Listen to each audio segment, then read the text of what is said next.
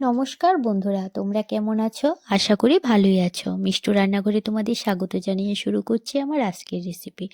আমার আজকের রেসিপি হলো নিরামিষ বাঁধাকপি। আমি কিভাবে এই নিরামিষ বাঁধাকপিটি রান্না করি তাই আজ তোমাদের সঙ্গে শেয়ার করব।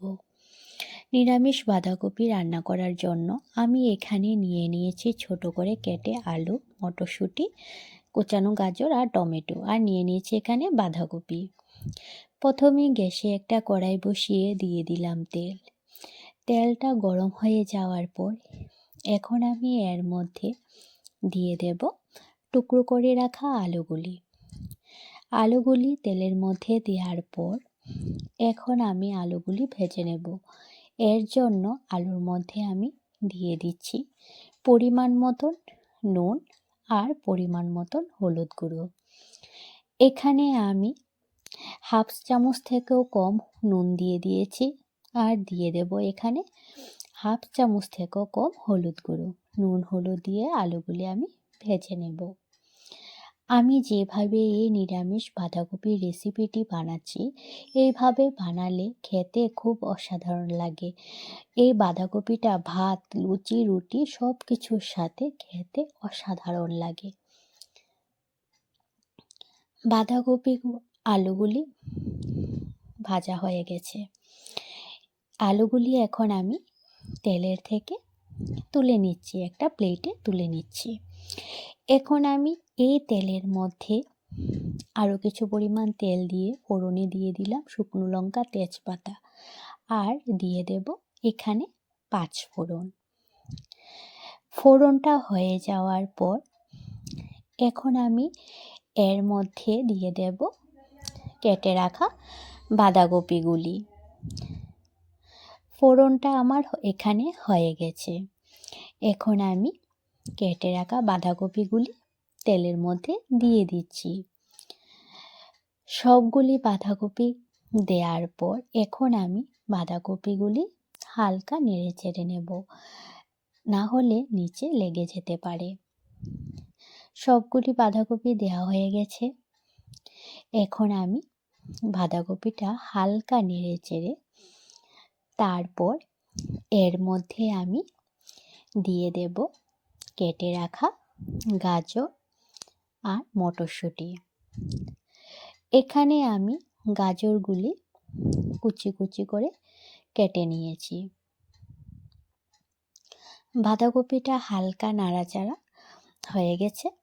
এখন আমি এর মধ্যে দিয়ে দিলাম কোচানো গাজর। কোচানো গাজর দেওয়ার পর এখন আমি এর মধ্যে দিয়ে দেব মটরশুঁটি।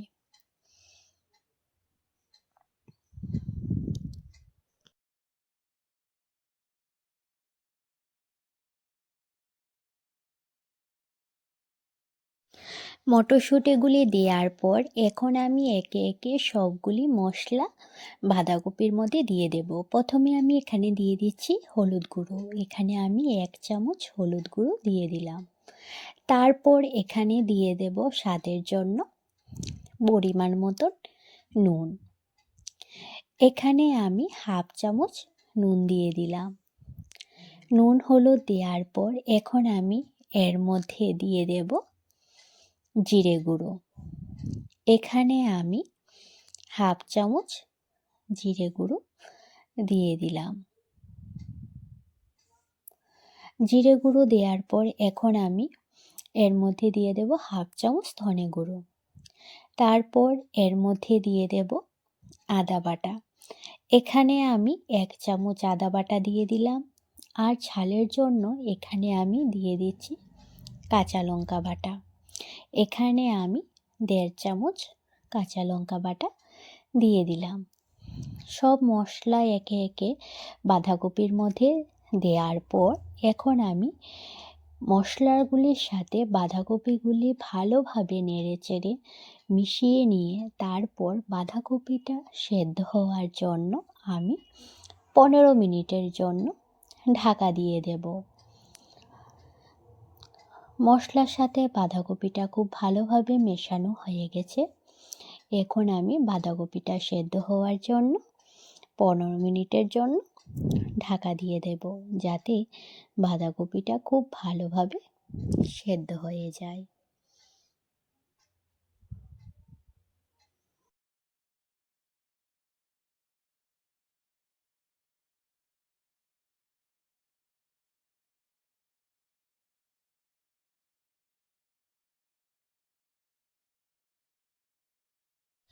পনেরো মিনিট পর আমি ঢাকাটা তুলে নিয়েছি।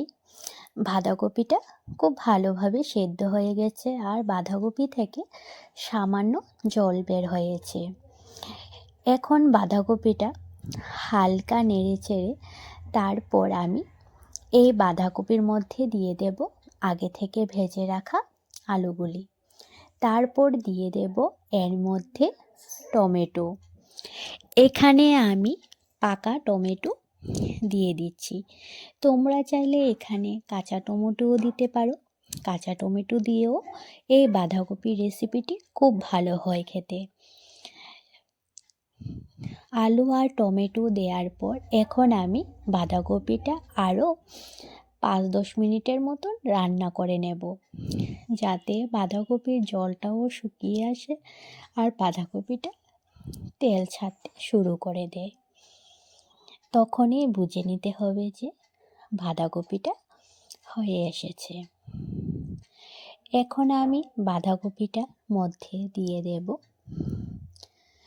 স্বাদের জন্য এখানে চিনি। এখানে আমি চিনি দিয়ে দিচ্ছি 1.5 চামচের মতন। চিনিটা তোমরা তোমাদের পছন্দ মতন কম বেশি দিতে পারো। তারপর এর মধ্যে আমি দিয়ে দেব ঘি। এখানে আমি 1 চামচের মতন ঘি দিয়ে দিলাম। এখন চিনি আর ঘিটা বাঁধাকপির সাথে মিশিয়ে নেব। বাঁধাকপিটা আমার প্রায় রান্না হয়ে এসেছে। এখন আমি নামানোর আগে এই বাঁধাকপির মধ্যে দিয়ে দেব গরম মশলা। গরম মশলা গুঁড়ো দিয়ে তারপর হালকা নেড়েচেড়ে তারপর আমি বাঁধাকপিটা নামিয়ে নেব। আমার এই নিরামিষ বাঁধাকপির রেসিপিটি তোমাদের কাছে কেমন লেগেছে তোমরা অবশ্যই জানাবে। আর ভালো লাগলে লাইক আর সাবস্ক্রাইব করে দিও। আমার ফেসবুক পেজ মিষ্টু রান্নাঘর, এই পেজটি ফলো করে দিও। ফেসবুক পেজের লিঙ্ক আমি ডেসক্রিপশানে দিয়ে দিয়েছি।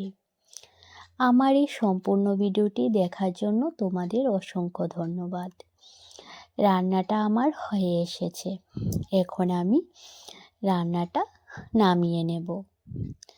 আমার এই রেসিপিটি যদি তোমাদের কাছে ভালো লেগে থাকে তাহলে বাড়িতে অবশ্যই এমনভাবে একবার রান্না করে দেখবে খেতে খুব অসাধারণ লাগে।